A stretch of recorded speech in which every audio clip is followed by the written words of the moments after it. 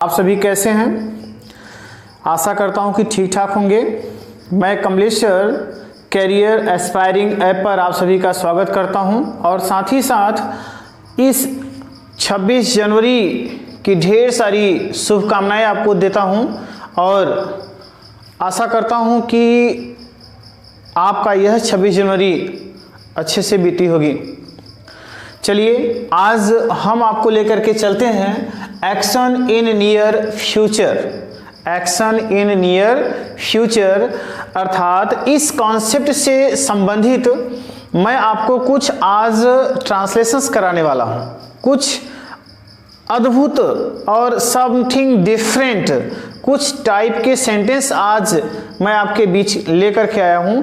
आइए देखते हैं कि ये एक्शन इन नियर फ्यूचर ये जो कॉन्सेप्ट है इससे संबंधित कैसे सेंटेंस आते हैं। ठीक है, देखते हैं। देखिएगा, सबसे पहली बात तो ये कि कैसे पता चलेगा कि एक्शन इन नियर फ्यूचर हो रहा है। तो ध्यान रखें, यदि कोई कार्य फ्यूचर टेंस में प्रोग्राम के तहत हो,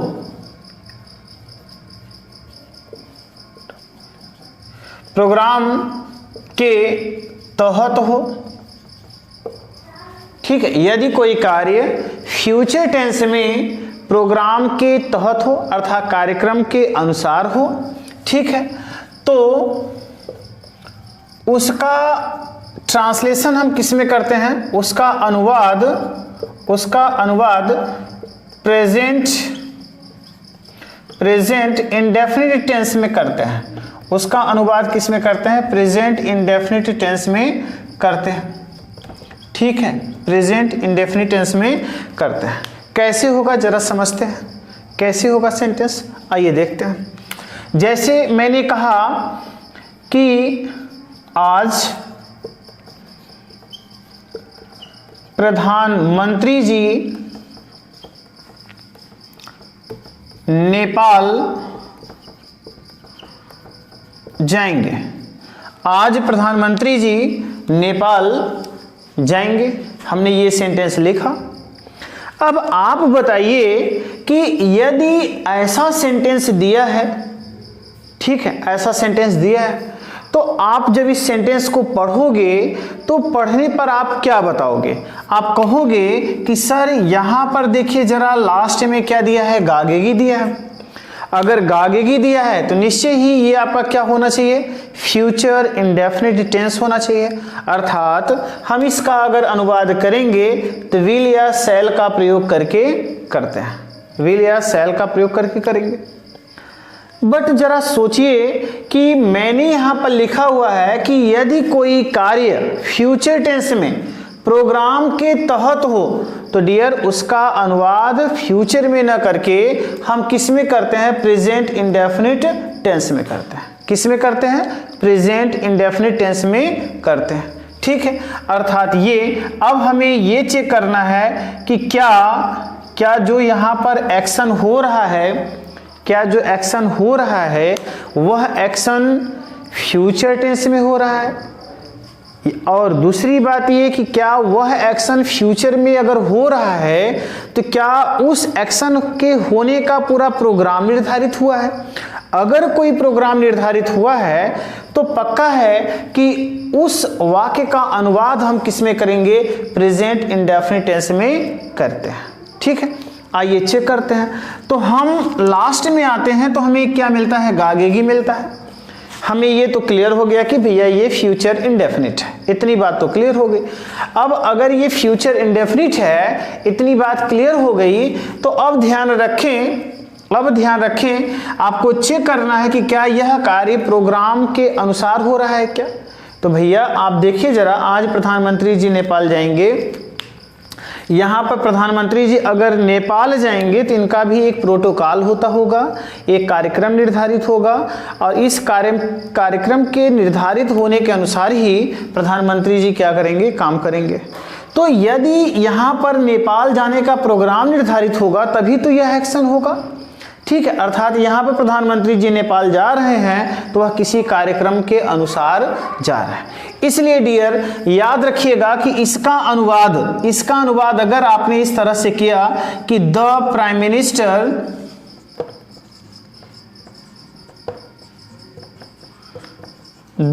मिनिस्टर, ठीक है, अगर आपने किया कि will leave for Nepal today, तो ध्यान रखिएगा ये आपका सेंटेंस 100% गलत होगा। ये आपका सेंटेंस 100% गलत होगा। वैसे भी जो ऐसे नियम के बारे में नहीं जानते हैं, ऐसे कॉन्सेप्ट के बारे में नहीं जानते हैं, तो सिंपली कोई भी स्टूडेंट क्या करेगा, ऐसे सेंटेंस का अनुवाद इसी तरह से कर देगा, क्योंकि उसको क्या लगेगा, भैया गागेगी है तो विल से लगेगा, फट से कर देगा। लेकिन मैं चाहता हूं कि आप उनके लिस्ट में ना जाएं, आप उनसे डिफरेंट रहें। आपको कॉन्सेप्ट क्लियर करना है, आपको एकदम एक्यूरेट इंग्लिश को पढ़ना है डियर, एक्यूरेट ट्रांसलेशंस को जानना है। इसलिए मैं चाहता हूं कि आप ऐसा अनुवाद ना करें।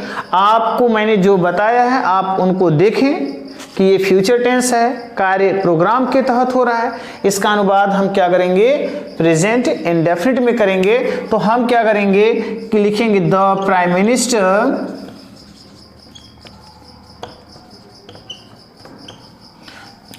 मिनिस्टर अब हम क्या करेंगे, भले ही गागेगी दिया है तो प्रेजेंट इंडेफिनिट में करेंगे तो लीव करेंगे, और ये सिंगुलर सब्जेक्ट है, यस लगा देंगे। लीव्स फॉर, फिर क्या दिया, नेपाल, हम यहाँ पर लिखेंगे क्या, नेपाल। और आज की मीनिंग क्या करोगे, टुडे कर दोगे डियर, तो ये आपका बन जाएगा इस तरह से अनुवाद। ठीक है, the prime minister leaves for Nepal today, the prime minister leaves for Nepal today, इस तरह से आपका ये बन जाता है। ठीक है, चलिए आप इसे नोट कर लीजिए और उसके बाद में एक दो एग्जाम्पल और करते हैं, फिर आगे चलते हैं। ठीक है, आइए।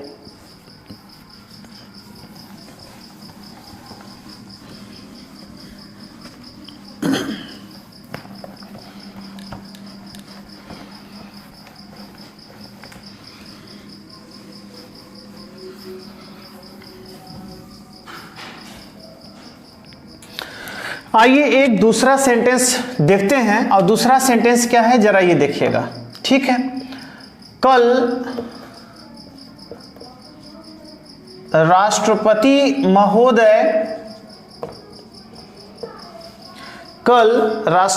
महोदय प्रयागराज में आएंगे। कल राष्ट्रपति महोदय प्रयागराज में आएंगे। ठीक है, अब आप बताएं, क्या आप वाक्य को पढ़ने से आपको ऐसा लग रहा है कि इस वाक्य में जो कार्य हो रहा है वह प्रोग्राम के तहत हो रहा है? पहली बात। दूसरी बात, क्या ये सेंटेंस फ्यूचर इंडेफिनिट में है? तो आप देखो जरा, यहाँ पे गागेगी दिया, इसका मतलब यह तो क्लियर हो गया कि यह फ्यूचर इंडेफिनिट में है। दूसरी बात ये कि राष्ट्रपति महोदय प्रयागराज में आएंगे, इसका मतलब कोई कार्य प्रोग्राम के तहत हो रहा है। तो हम इसका अनुवाद किस में करें, प्रेजेंट इंडेफिनिट में करेंगे। आइए करते हैं। सबसे पहले हम लिखेंगे सब्जेक्ट राष्ट्रपति महोदय, लिखेंगे द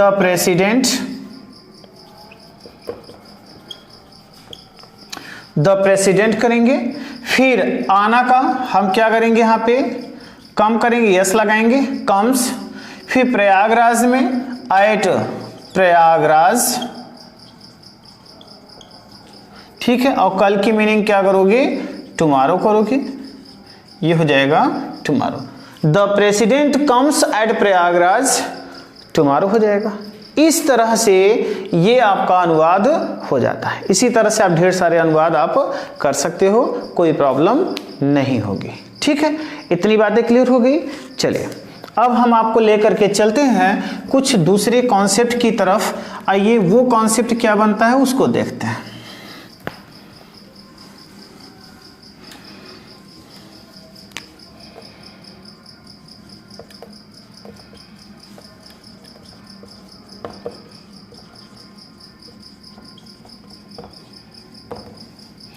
देखिए हमने यहाँ पर लिखा है बर्थ हैबिचुअल एक्शन। क्या लिखा है? बर्थ हैबिचुअल एक्शन, अर्थात जन्मजात आदत से संबंधित कोई कार्य हो, जन्मजात आदत से संबंधित कोई कार्य हो। ठीक है, यदि आपको प्रेजेंट इंडेफिनिट टेंस में कोई ऐसा सेंटेंस मिले जिसमें कोई नाउन एक्शन करती हो, लेकिन वह नाउन जो एक्शन कर रही हो वह एक्शन उसको जन्म से प्राप्त हो, वो एक्शन करने की उसकी आदत जन्म से हो डियर, तो वह आपका क्या सेंटेंस कहलाएगा? बर्थ हैबिचुअल एक्शन कहलाएगा। अब इसके कुछ पॉइंट्स हैं, उन पॉइंट्स को हम समझते हैं और कैसे बनाएंगे जरा आइए देखते हैं। ठीक है, सबसे पहला पॉइंट ये है कि जन्मजात आदत का भाव प्रकट हो। ठीक है, जन्मजात आदत का भाव प्रकट हो, पहला पॉइंट। दूसरी बात यह है कि आपको MV प्लस इसका अंतिम जो अक्षर होगा, इसका अंतिम अक्षर जो होगा आपका हो जाएगा या, ई, ये, या फिर हिंदी के स्वर की ध्वनि प्लस आपको क्या मिलेगा? करता है, करती है, और क्या मिलेगा? करते हैं, ये पॉइंट मिलेगा। तीसरा पॉइंट ये है कि ऐसी अवस्था में नाउन के पहले आर्टिकल द का प्रयोग नहीं करेंगे, आर्टिकल द का प्रयोग नहीं करेंगे। ठीक है, तो ये आपका इस तरह का कॉन्सेप्ट होगा। क्या होगा? जन्मजात आदत का भाव प्रकट हो। ठीक है, दूसरी बात MV प्लस अंतिम अक्षर, MV का अंतिम अक्षर क्या होगा? या, ई, ये होगा। अगर या, ई, ये नहीं मिलेगा तो हिंदी के स्वर की ध्वनि होगी, फिर आपको करता है, करती है, करते हैं, अगर ऐसा मिलता है तो ध्यान रखिएगा वह वाक्य क्या बताएगा? किस वाक्य में बर्थ हैबिचुअल एक्शन का भाव प्रकट हो रहा है। ठीक है, दूसरी बात इसका सबसे मेन कॉन्सेप्ट है कि ऐसी अवस्था में नाउन के पहले आर्टिकल द का प्रयोग नहीं करते, बाकी जैसे अनुवाद करते हैं वो ऐसा ही करेंगे, कोई दिक्कत नहीं होगी। जैसे मैं आपसे कहूं कि कुत्ते अजनबी व्यक्तियों पर भौंका करते हैं। कुत्ते अजनबी व्यक्तियों पर भौंका करते हैं। अब मुझे जरा बताएं इस वाक्य को पढ़ करके कि यहां पर जो एक्शन हो रहा है वो कौन सा एक्शन हो रहा है? भौंकने का एक्शन हो रहा है। और यहां पर जो दिया हुआ है नाउन, जो कार्य करने वाली संज्ञा है, वह आपकी क्या है? डॉग है। इसका मतलब आपको ये चेक करना है कि ये जो भौंकने की आदत है ये इनकी जन्मजात है या बाद में एक्सेप्टेड की गई हैबिट है। तो भैया आप जानते हो कि कुत्ते क्या होते हैं, वह जन्म से ही यह गुण प्राप्त करते हैं। यह इनके एक्शन करने की जो क्वालिटी है यह जन्म से ही नहीं प्राप्त होती है। इसीलिए मैं कह रहा हूं कि अगर ऐसा सेंटेंस मिलता है तो ऐसे सेंटेंस का अनुवाद हम प्रेजेंट इंडेफिनिट में करेंगे, प्रेजेंट इंडेफिनिट में करेंगे। बट एक शर्त है कि इस नाउन का के पहले आपको द लगाने की जरूरत नहीं है। अगर आप अनुवाद कर रहे हो तो इस नाउन के पहले आपको द लगाने की कोई आवश्यकता नहीं है। ठीक है, आइए बनाते हैं। अच्छा, एक बात ये, बनाने से पहले जरा हम पहचानते हैं कि क्या वास्तव में ऐसा है क्या। तो जरा ये देखिए, लास्ट में आपको क्या मिला है? करते हैं मिला। तो देखिए आपको मिल रहा है करते हैं मिल रहा है। अब आपको ये चेक करना है कि इस करते के पहले जो मुख्य क्रिया है उसका अंतिम अक्षर या ये है या हिंदी के स्वर की ध्वनि है। तो आइए जरा देखते हैं, करते हैं के पहले यमवी क्या मिला? ये भौंकना। अब आप देखोगे तो इसके अंत में या ये तो नहीं दिया है, या ये तो नहीं दिया है, पर जब आप इसको बोलोगे का बोलोगे तो का बोलने पर किसकी ध्वनि आ रही है? आ। किसकी ध्वनि आ रही है? आ की। और यह आपका क्या है? हिंदी का स्वर है। यह आपका क्या है? हिंदी का स्वर है। तो मैं यही कह रहा हूं कि जब करता है, करती है, करते हैं मिले, इसके पहले आइए क्रिया मिलेगी, इसका अंतिम अक्षर या तो या ये होगा, अगर या ये नहीं होगा तो आप अंतिम अक्षर बोलिएगा। अब बोलने पर अगर हिंदी के स्वर की ध्वनि आ जाए तो डियर याद रखिएगा, ये दोनों मिल करके कंफर्म कर देते हैं कि इसमें हैबिचुअल एक्शन की बात हो रही है। हैबिचुअल एक्शन की बात हो रही है। ठीक है, इतनी बात समझ में आ गई। चलिए, अगर आपको समझ में आ गया है तो आइए अनुवाद करते हैं। अब कैसे करेंगे जरा समझते हैं। पहले कुत्ते दिया है तो हम क्या करेंगे? डॉग्स करेंगे। इसके पहले द का प्रयोग नहीं करेंगे। डॉग्स करने के बाद भौंकना, भौंकना का अंग्रेजी हम क्या करेंगे? बार्क करेंगे। अब ये प्लूरल है इसलिए यस या यस नहीं लगाते हैं। आगे आइए, पर की अंग्रेजी क्या करोगे? एट। डॉग्स बार्क एट अजनबी व्यक्तियों का लिखेंगे strangers. Dogs bark at the strangers, यहां पर हम क्या करेंगे? द स्ट्रेंजर्स कर देंगे। तो ये हो जाएगा STRANGERS। ठीक है, dogs bark at the strangers. ठीक, अगर आपको समझ में आए तो इसे आप नोट कर लीजिए और नोट्स जरूर बनाइएगा डियर, क्योंकि बगैर नोट्स के पढ़ाई करने से कोई मतलब नहीं होता है। तो आप इसे नोट कर लीजिए।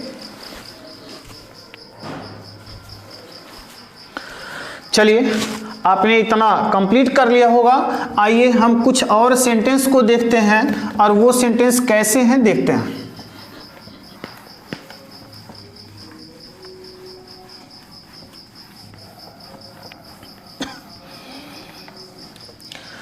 जैसे मैंने कहा चिड़िया आकाश में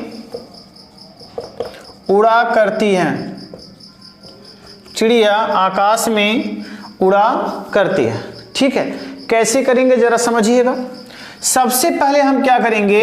ये उड़ने का काम हो रहा है और ये जो उड़ने का काम हो रहा है, ये उड़ने की क्वालिटी चिड़िया में क्या है? जन्मजात है। अच्छा, एक बात। दूसरी बात देखिए, करती है दिया है और इसके अंत में देखिए क्या दिया है? ड़ा। ड़ा बोलोगे तो क्या आ रहा है? आ की ध्वनि आ रही है। इसका मतलब इसमें भी हम क्या कर सकते हैं? अनुवाद करेंगे तो नाउन के पहले द का प्रयोग नहीं करेंगे। ठीक है, तो सब पहले क्या करोगे? आप लिखोगे बर्ड्स। ठीक है, उड़ना का क्या करोगे? फ्लाई। में का अंग्रेजी क्या करोगे? इन। आकाश का क्या करोगे? The sky. Birds fly in the sky. इस तरह से आपका ये सेंटेंस बन जाएगा। ठीक है, कंफर्म हो गया? ओके, आइए कुछ और एग्जाम्पल को देखते हैं। वो कैसा होगा जरा उसको देखते हैं।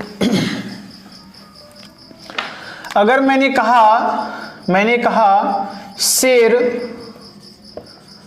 दहाड़ा करते हैं। शेर दहाड़ा करते हैं।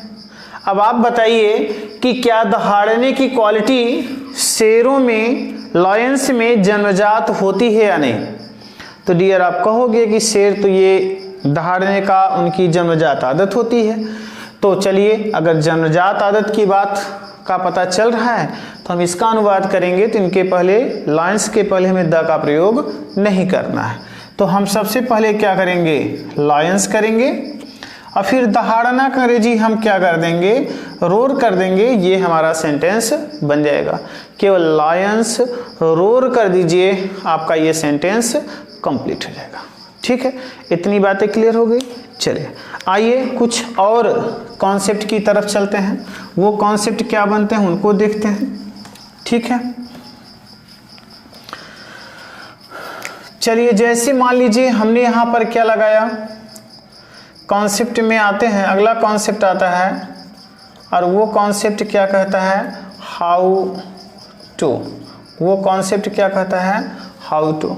ठीक है, ये हाउ टू का प्रयोग हम कैसे करते हैं, कैसे पहचानेंगे कि कौन सा सेंटेंस है, उस सेंटेंस में कैसे जानेंगे कि इसमें हाउ टू लगेगा। आइए हम इसको ज़रा देखते हैं, इसका पहचान करते हैं। तो पहचान के लिए डियर ध्यान रखिएगा, पहचान के लिए क्या करना पड़ेगा, एमवी के रूप में आपको क्या मिले, जानना मिले, ठीक है, फिर क्या मिले, आना मिले, फिर क्या मिले, सीखना मिले, फिर क्या मिले, सिखाना मिले। ठीक, एमवी के रूप में क्या मिले, जानना, आना, सीखना, सिखाना। ठीक है, तो ये जानना और आना की मीनिंग हमें क्या लगाना पड़ेगा, नो लगाना पड़ेगा। सीखना की मीनिंग हमें क्या लिखना पड़ेगा, लर्न। इसको क्या करना पड़ेगा, टीच लिखना पड़ेगा।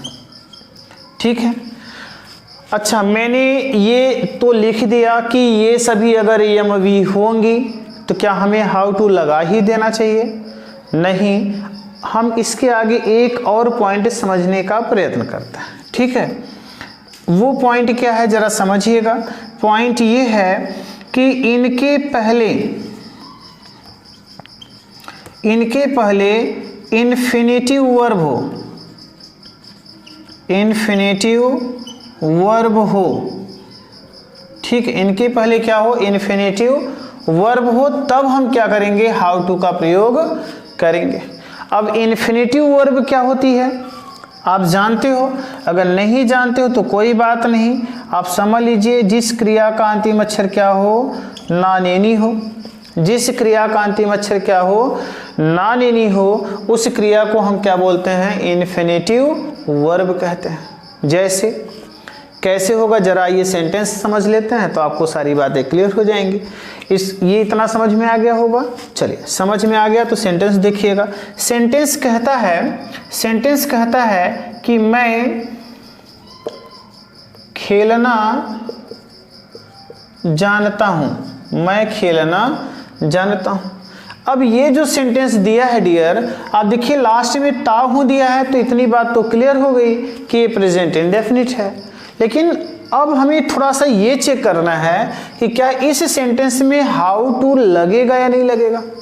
ठीक है, तो इसके लिए हमें क्या करना पड़ेगा, देखना पड़ेगा कि एमवी इनमें से कोई एक है कि नहीं।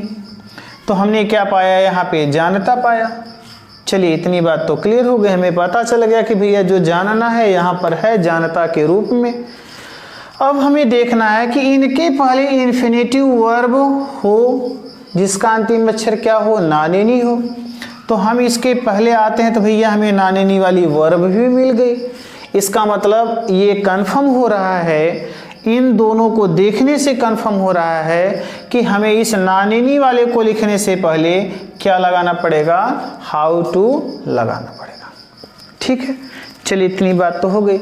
अब आप कहोगे कि सर हमने तो पढ़ा है कि नानेनी आने पर टू लगाते हैं, फिर आप हाउ टू क्यों बता रहे हो, या फिर इन क्रियाओं के साथ आप हाउ टू क्यों लगवा रहे हो। तो चलिए मैं आपको बता देता हूँ, उसको भी समझ लीजिए। आखिर ये ऐसा होता क्यों है कि हम हाउ टू लगाते हैं, तो होने का रीज़न क्या है आइए देखते हैं।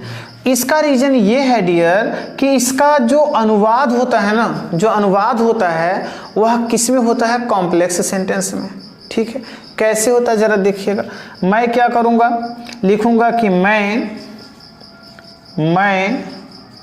जानता हूँ कि किस प्रकार से खेलना है, मैं जानता हूं कि किस प्रकार से खेलना है। ठीक है, अब मुझे जरा आप बताइएगा कि क्या वाक्य में आपको की मिला, आप कहोगे हाँ मिला। फिर यहाँ पे क्या मिल रहा है, किस प्रकार से। तो आप जानते हो कि हाउ का मतलब क्या होता है, किस प्रकार से, और ये जो की लगा है ये दोनों को जोड़ रहा है, तो ये क्या लगाते हैं, हम टू लगाते हैं। ऐसे बात नहीं समझ में आती तो जरा ये बताइए क्या यहाँ पे नानेनी मिला, कहोगे हाँ मिला। तो जो नानेनी मिला और यहाँ की मिला और यहाँ किस प्रकार से, इन्हीं के अंग्रेजी हम क्या लगाते हैं, हाउ टू लगाते हैं। बात समझ में आ गई। अब हम इनका अनुवाद करेंगे तो देखिए मैं जानता हूँ, यहाँ पर भी दिया मैं जानता हूँ, यहाँ पर क्या दिया है खेलना, इसी के आगे खेलना के आगे क्या आपको मिलेगा कि किस प्रकार से। अब इसी का अंग्रेजी हम क्या लगाते हैं, हाउ टू लगाते हैं। तो मैं का अंग्रेजी क्या करेंगे, आई, फिर जानता, यहाँ पर जानता, इसकी अंग्रेजी क्या लगाओगे, नो लगाओगे। ये सब जो प्लूरल है इसलिए यस या यस नहीं लगाओगे। फिर देखो नानिनी दिया है, यहाँ पर भी नानिनी दिया है और नानिनी दिया है तो इसलिए हम इसकी पूरी अंग्रेजी क्या लगा देंगे, हाउ टू। हमने यहाँ पर क्या लगा दिया, हाउ टू। और फिर खेलना की अंग्रेजी क्या कर दोगे, प्ले कर दोगे। ये आपका बन जाएगा। तो ये हो जाएगा आपका I know how to play, I know how to play. इस तरह से आपका ये सेंटेंस बन जाता है। ठीक है, आप इसे नोट कर लीजिए और चलिए एक दो एग्जाम्पल और कराते हैं, आपको समझ में आ जाए अच्छे से। चलिए आपने इसे नोट कर लिया होगा और अब हम आपको लेकर के चलते हैं कुछ और एग्जाम्पल पर।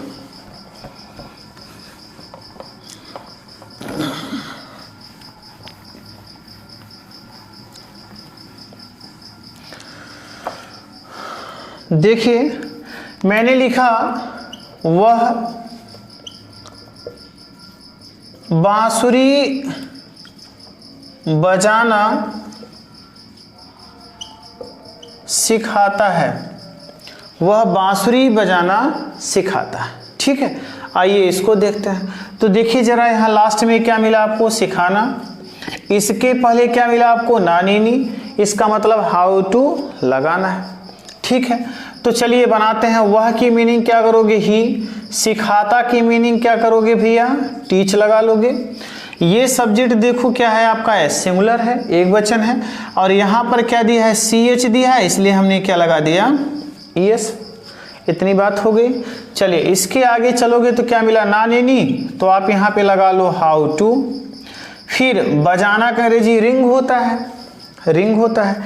लेकिन ध्यान रखें जब किसी वाद्य यंत्र की बात हो जिससे संगीत उत्पन्न होती हो, मधुर संगीत उत्पन्न होती है हो, जो मेरे या आपके मन को शांति देती हो, ऐसी ध्वनि के लिए, ऐसी अवस्था में बजाना की अंग्रेजी हम क्या लगाते हैं, प्ले विथ लगाते हैं। तो ये हो जाएगा प्ले विथ।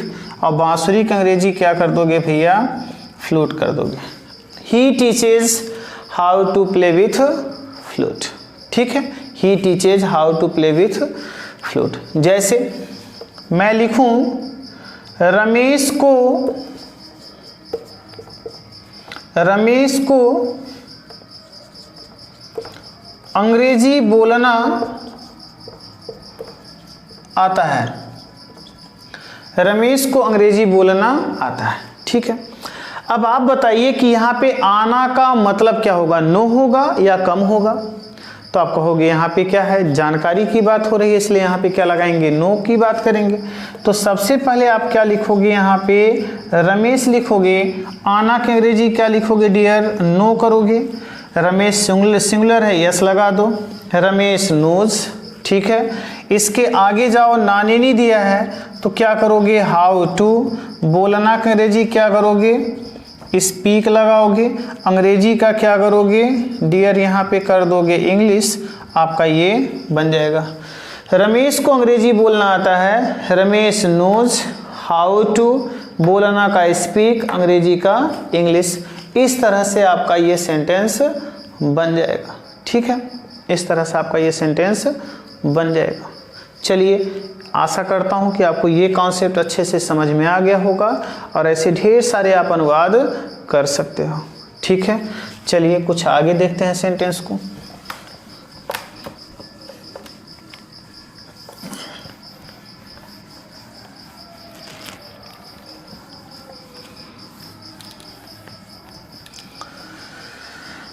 सेंटेंस में आगे चलते हैं तो आपको मैं लेकर के आता हूं बाई, जिसका अर्थ होता है कर और क्या होता है करके। बाई का कॉन्सेप्ट बताते हैं। ये बाई जो होता है इसका प्रयोग हम कैसे करते हैं, बाई का प्रयोग कैसे करते हैं। ठीक है, तो आइए जरा देखते हैं। मैं जैसे लिखूं कि मैं अपनी साइकिल बेचकर पुस्तकें खरीदता हूं। ठीक है, मैं अपनी साइकिल बेचकर पुस्तकें खरीदता हूं। अब जरा आप समझिएगा कि आपको ये जो वाक्य दिया है, इस वाक्य में आप देखिए कि क्या कोई ऐसी वर्ब आई है जिसका अंतिम अक्षर कर या करके है। जिसका अंतिम अक्षर क्या है? कर या करके है। हमने जब इस सेंटेंस को पढ़ा तो हमें क्या मिला? बेचकर, जिसके अंत में क्या दिया हुआ है? कर। ठीक है, यहां करके भी हो सकता है, कर दिया है, यहां पर क्या हो सकता है? करके भी हो सकता है। तो अब कर या करके दिया है तो क्या इसको देखते ही हमें बाई लगा देना चाहिए? नहीं डियर, आपको समझना पड़ेगा कि आखिर हम बाई क्यों लगा रहे हैं, आखिर हम बाई क्यों लगा रहे हैं।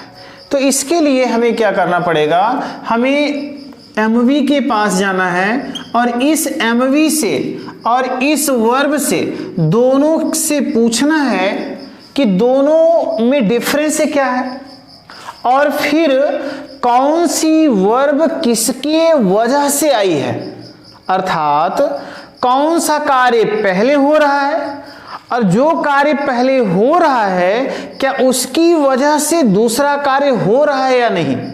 अगर उसकी वजह से दूसरा कार्य हो रहा है तो डियर याद रखिएगा, तब हम बाई का प्रयोग करेंगे।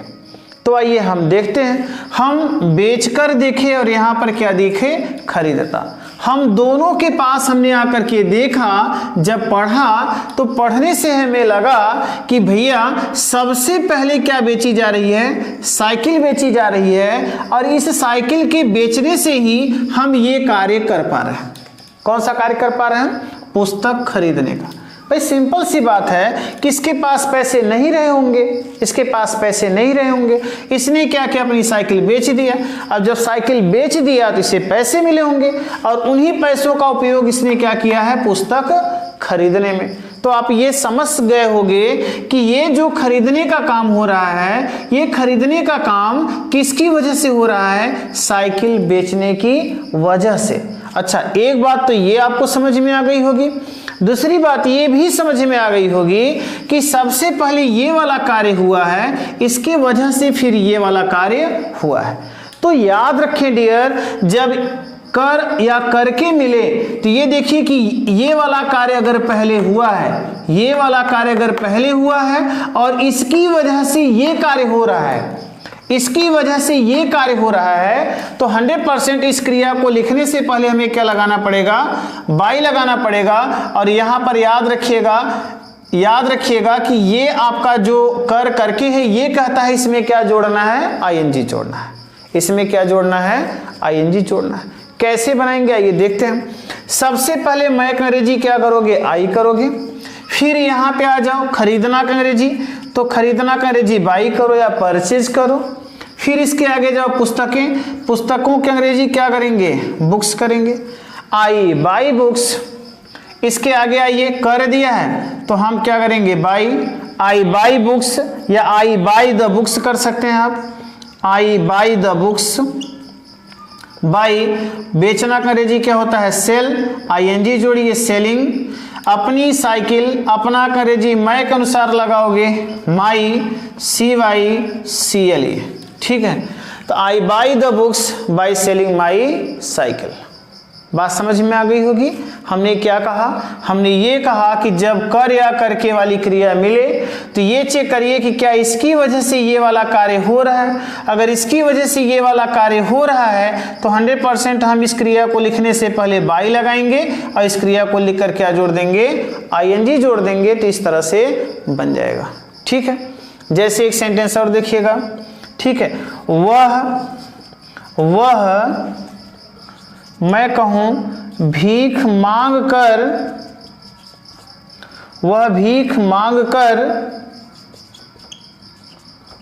अपनी जीविका कमाता है। वह भीख मांग कर अपनी जीविका कमाता है या चलाता है। तो देखिए यहाँ पे आपको क्या मिला, कर मिला, और यहाँ पर क्या दिया है, कमाना। तो मुझे ये बताइए, ये कमाना या चलाना, कमाना या चलाना, तो यहाँ पर भीख मांग कर कर मिला। अब आप बताइए, जब भीख इसके पास आएगी तभी तो उसका जीवन यापन हो रहा है, भीख ही मांगेगा, भीख मिलेगी इसे, तभी तो इसका जीवन यापन चलेगा। ठीक है, इसका मतलब हम कह सकते हैं कि इस कार्य के होने की वजह से ये कार्य हो रहा है। अगर ऐसा है तो हम इसका अनुवाद करते समय इस क्रिया को लिखने से पहले क्या लगाएंगे, बाई, और इसमें क्या जोड़ेंगे, आईएनजी। तो सबसे पहले हमने क्या लिखा, ही। चलिए, कमाना का अंग्रेजी क्या करेंगे, अर्न किया और यस लगा दिया। अपनी जीविका, he is living, he earns he is living, भीख मांग कर दिया है तो बाई लगाइए, और फिर मांगना का बेगिंग करिए, और भीख के अंग्रेजी क्या कर दोगे, आर्म्स कर दोगे। ये इस तरह से बन जाएगा, ही earns he is living by begging arms, he earns he is living by begging arms. तो डियर, ऐसे सारे सेंटेंस, ढेर सारे सेंटेंस आप बना सकते हो। ठीक है, आप इस नियम का फॉलो करिए, इस नियम को फॉलो करिए, और फिर देखिए कि क्या इस वाली क्रिया से वो वाली क्रिया हो रही है, मेन वर्ब हो रही है। अगर ऐसा होता है तो आप क्या कर सकते हैं, ऐसे वाक्य में बाई का प्रयोग करके कर या करके वाली क्रिया में क्या जोड़ देना है, आपको आईएनजी जोड़ देना है। ठीक है, चलिए ये बात हो गई।